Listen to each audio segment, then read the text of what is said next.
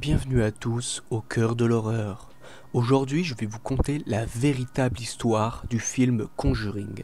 Vous avez tous forcément vu ou entendu parler du film Conjuring, les dossiers Warren. Réalisé en 2013, ce film connut à sa sortie un énorme succès largement mérité. Inspiré d'une histoire vraie, il permit à de nombreuses personnes de découvrir Ed et Lorraine Warren, dont je ferai une vidéo plus tard, les célèbres enquêteurs du paranormal, et l'incroyable histoire de la famille Perron. Si le film a changé de nombreux éléments du récit original, la réalité dépasse pratiquement la fiction. Peu de temps après la sortie du long métrage, Lorraine Warren commençait d'ailleurs l'affaire en ces termes. Mon Dieu, c'était quelque chose, un cas Harrisville.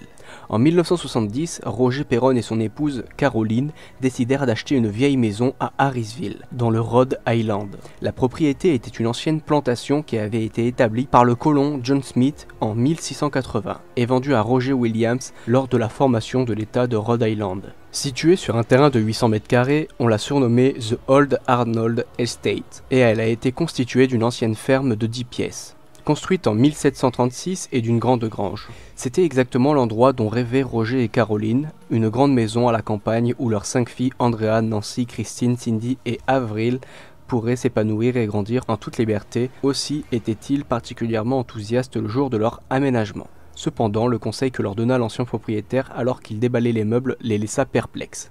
Laisser les lumières allumées la nuit, l'homme ne dit rien de plus, mais les membres de la famille Perron n'allaient pas tarder à découvrir la raison de cet avertissement. Si ces mots leur avaient permis de comprendre que quelque chose n'était pas normal le jour même de leur arrivée, ce ne fut qu'en 1971 que les premières entités surnaturelles commencèrent véritablement à se manifester. Ils découvrirent alors que de nombreux esprits hantaient la vieille ferme.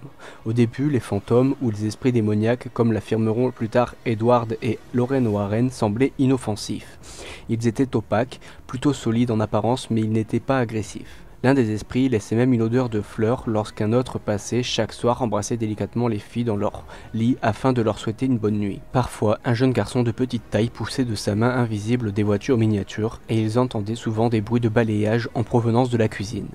Quand ils entraient dans la pièce, Roger et Caroline constataient que le balai avait été déplacé d'un endroit à un autre, récemment balayé, attendait au milieu de la pièce d'être jeté à la poubelle. Un autre esprit, qu'ils appelaient Manny, rôdait également sur les lieux. Cindy et Avril l'adoraient. Ils pensaient qu'il était l'esprit de Johnny Arnold, un homme qui s'était pendu dans le grenier de la maison au XVIIIe siècle. Manny apparaissait régulièrement près des enfants, il se tenait debout à côté d'eux et les regardait alors qu'ils vaquaient à leurs activités quotidiennes, un sourire tordu sur le visage, amusé par les jeux. Si un contact visuel s'établissait entre eux, alors Manny disparaissait aussi soudainement qu'il était apparu. En plus des apparitions fantomatiques, les membres de la famille Perron étaient aussi témoins de nombreuses manifestations télékinétiques. Les lits lévitaient à quelques centimètres du sol, les combinés téléphoniques planaient dans les airs puis retombaient sur leur base quand quelqu'un entrait dans la pièce. Des photos se décrochaient inexplicablement des murs, divers objets de la maison semblaient bouger de leur propre volonté et il arrivait parfois que des chaises soient brusquement retirées alors qu'un invité était assis dessus. Si ces manifestations pouvaient sembler inoffensives, il y en eut de plus angoissantes, comme le sang qui suinta d'une grange ou le mur qui s'évapora dans le néant. Le spectre d'une petite fille portant une robe de velours vert tenait régulièrement la famille en éveil, criant toute la nuit « Maman, maman !» tandis qu'une autre apparition torturait la jeune Cindy, alors âgée de 8 ans, en lui répétant continuellement « Il y a 7 soldats morts enterrés dans le mur ». Si cette apparition était pénible mais inoffensive, tous les esprits n'étaient pas bienveillants. Certains tiraient sur les cheveux et les jambes des filles au beau milieu de la nuit alors que d'autres faisaient claquer les portes, les refermer ou les bloquer d'une telle sorte que personne ne parvenait plus à les ouvrir. Andrea Perron, qui écrivit un livre sur les événements par la suite, House of Darkness, House of the Light, The True Story, laissant entendre qu'à l'époque, un esprit particulièrement maléfique avait agressé certaines de ses petites filles. Interrogée quant à la nature des agressions, elle éluda à la question en répondant aux journalistes, disant qu'il y avait un très mauvais esprit masculin dans la maison avec 5 petites filles. Aucun membre de la famille ne voulut jamais en parler. Cependant, cet esprit maléfique n'était pas la pire créature d'entre tous, et la plus malveillante créature de la maison semblait s'acharner sur Caroline Perron. L'on pensait qu'elle était le fantôme de Bathsheba Sherman, une femme soupçonnée de sorcellerie qui avait vécu au début du 19e siècle et qui avait mis fin à ses jours en se pendant à l'arbre derrière la grange. Née en 1812 dans le Rhode Island, Bathsheba Taylor avait épousé un homme du nom de Judson Sherman le 10 mars 1844 à Thompson dans le Connecticut. Elle était la femme au foyer et son mari Johnson travaillait comme agriculteur dans leurs terres, non loin de la ferme des Perron. De son vivant, Bathsheba avait connu une vie de solitude. Elle était devenue une paria de la société après avoir été accusée du meurtre de son bébé. Le corps de l'enfant avait été retrouvé avec une grande aiguille plantée à la base de son crâne et Bathsheba avait été accusée de l'avoir sacrifié à Satan. Faute de preuves, l'affaire avait été abandonnée. Bathsheba était également soupçonnée d'avoir eu 3 autres enfants dont aucun n'aurait dépassé l'âge de 4 ans. De plus, si l'on en croit les légendes locales, cet enfant n'était peut-être pas la seule victime. Bathsheba aurait brutalisé ses serviteurs, elle les aurait affamés et abattus pour des erreurs sans importance. Quand elle mourut le 25 mai 1885, 4 ans après son mari, le coroner écrivit qu'il n'avait jamais rien vu de semblable. Son corps émacié avait l'air étrangement figé. On aurait dit qu'il s'était transformé en pierre. Toutefois, l'histoire contredit cette version des faits car d'après les archives, Bathsheba Sherman aurait eu un enfant, un fils, en mars 1849, Herbert L. Sherman, lequel serait devenu agriculteur comme son père. Il se serait marié en 1881 avec une jeune femme nommée Anna et ils auraient eu des enfants, mais il n'existerait aucune trace de leur existence. Le fantôme de Bathsheba était particulièrement hideux. Son visage était semblable à une ruche d'abeilles desséchée recouverte de toiles d'araignée. Il ne possédait pas de véritable trait humain et de la vermine rampait dans les crevasses gravées sur sa peau ridée. Sa tête était ronde et grisâtre. Elle était penchée d'un côté comme si son cou avait été brisé. L'odeur du mal flottait dans la pièce où ils apparaissaient. Les membres de la famille Perron s'étaient rapidement aperçus que Bathsheba avait ses préférences. Si elle tourmentait souvent Caroline et Cindy, le maître de la maison avait ses faveurs. Toute la famille évitait soigneusement la cave, qui semblait être l'épicentre des manifestations de Bathsheba. Le chauffage tomba en panne à plusieurs reprises et Roger dut se rendre à la cave afin de le réparer. Quand il descendait les escaliers, il sentait cette présence froide et puante près de lui.